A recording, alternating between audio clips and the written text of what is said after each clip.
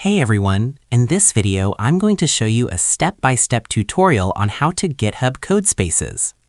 If you want to develop software without setting up a full development environment on your computer, GitHub Codespaces provides a powerful solution.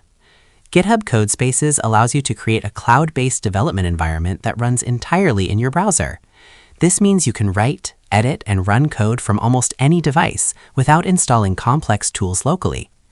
To begin, open your browser and sign into your account on GitHub. Once you're logged in, navigate to the repository where you want to start coding.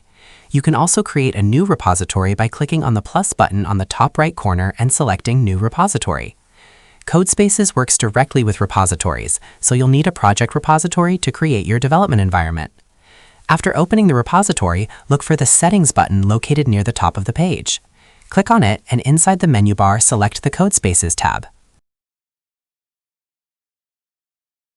After that, you'll set up the pre-build by clicking on it.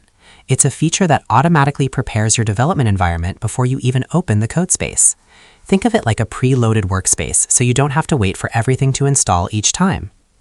Another way to do it could be clicking on the plus button on the top and selecting New Codespace from the dropdown. Here you'll select your repository and your region, then once all that is set, click on Create Codespace.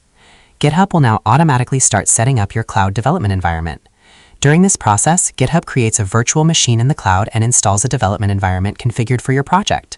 This usually includes an editor interface similar to Visual Studio Code, along with terminal access and project files. After a few moments, the Codespace environment will open directly in your browser. The interface will look similar to a full-featured code editor. On the left side, you'll see the File Explorer with all files from your repository. In the center, you can open and edit files. At the bottom, you'll find a terminal where you can run commands, install packages, or start development servers. Because the environment runs in the cloud, any changes you make are automatically saved to your workspace.